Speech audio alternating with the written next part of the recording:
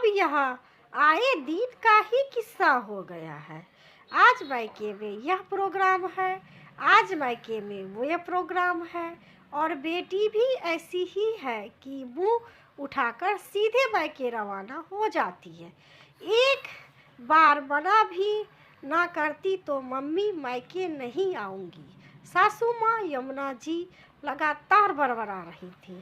अरे इतना भी क्या मोह रखना, बेटी ब्यादी तो अब ससुराल की हो गई, पर फिर भी छोटे छोटे कामों में बस बुला लेते हैं।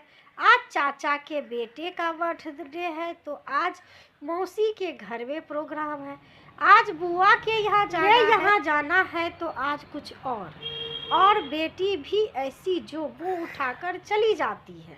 ननद दीक्षा भी अपनी मम्मी के हाँ में हाँ मिलाते हुए बोली, जो कि खुद अभी अपने मायके आई हुई थी। अरे इतनी समझदारी है तो उसमें खुद में होनी चाहिए। ससुराल पहले है या मायके? ससुराल को घर नहीं सराय समझ रखा है। खाओ पियो यहाँ का और बिना मजा बजाओ अपने मायके की। आखिर इसकी मम्मी पापा से ही बात करनी पड़ेगी। हाँ मम्मी ज़रूर करना, भला यह कोई बात होती है। अब तो भाभी भी इस घर की बहू बन चुकी है, लेकिन जब देखो मायके में टिकी रहती है। अच्छा लगता है क्या बहू के होते हुए सास घर का काम कर रही है। देवर सुजीत ने भी कहा, अब देखो ना मम्मी, कब से चाय और पकौड़ी की तलब हो रही है, लेकिन भाभी यहाँ है ही नहीं। अब कौन बनाएगा यह सब, इसलिए मैं तो कुछ कह भी नहीं रही हूँ। ससुराल में तो खुद ही बनाना पड़ता है, लेकिन मायके की चीज़ों की तो बात ही कुछ और है। दीक्षा ने कहा, अरे तू क्यों अपनी इच्छा को मारती है, वे भी अपनी भाभी के पीछे। अभी तो तेरी माँ बैठी है, वे तेरी इच्छा पूरी करेगी, तू क्यों फिक्र करती है। मैं अभी गर्मा गर्म चाय पकौड़ी बनाकर लाती हूँ, कहकर यमुना जी अपनी बात को विराम दिया और रसोई में आ गई और सबके लिए चाय पकौड़े बनाने लगी, जबकि सुजीत और दीक्षा बाहर बैठकर चाय पकौड़े का इंतजार कर रहे थे। यमुना जी के 3 बच्चे थे, गगन, दीक्षा और सुजीत। गगन बड़ा बेटा था, लेकिन शादी पहले दीक्षा की गई थी। यमुना जी ने इस बात का पूरा ध्यान रखा था कि दीक्षा की शादी लोकल में ही हो ताकि बेटी मायके आती जाती अच्छी लगे, और उनके यह मन की इच्छा भी पूरी हो गई।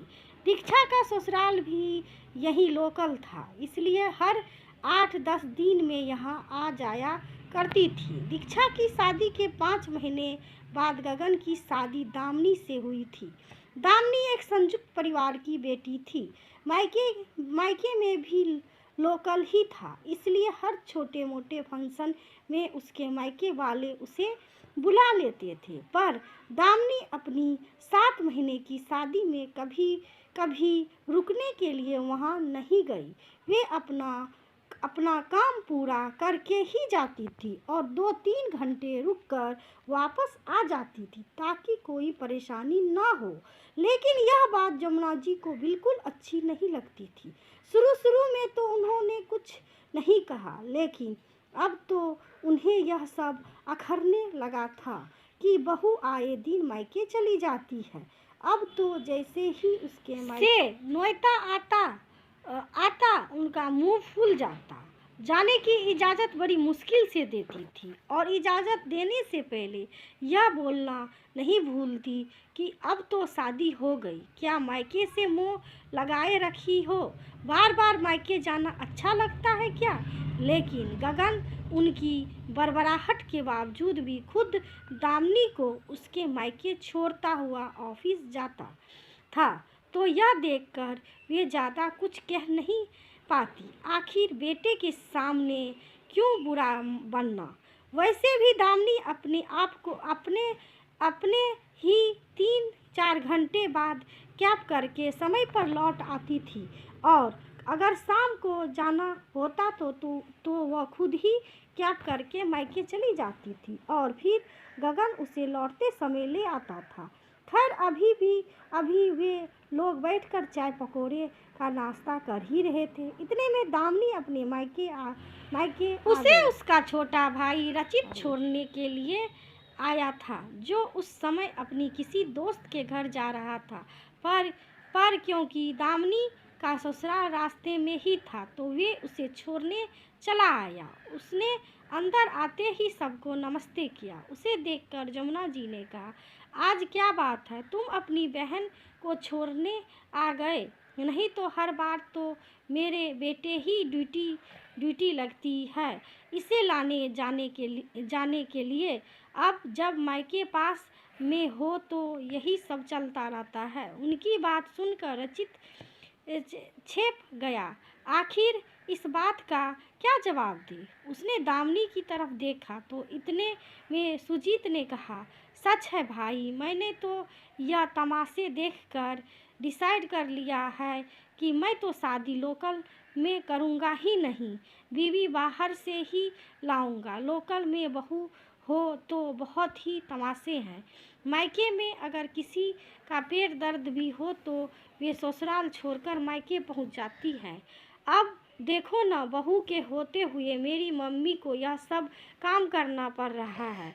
यह सुनकर तो दामिनी बिल्कुल अच्छा नहीं लगा और उसके चेहरे पर आते जाते भाव यह सब बता रहे थे। यह देखकर दीक्षा ने कहा, भाई छोड़ना, क्या बात लेकर बैठ गया है?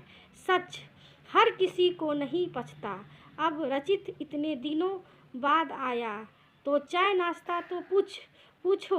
नहीं, बस मैं तो जा रहा हूँ, मैं तो दीदी को छोड़ने आया था, बस कहकर रचित हाथ जोड़कर वहाँ से बाहर आ गया।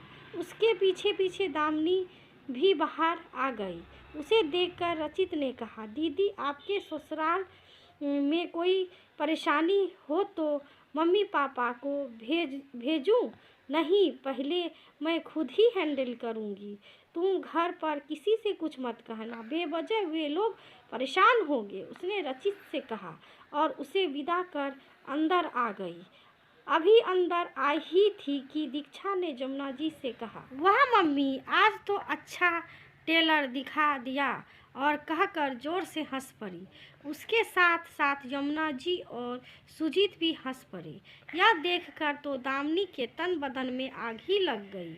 यही चलता रहता है तो आगे इसके माँ बाप को भी बुलाना पड़ेगा। आखिर डरती हूँ क्या मैं किसी से?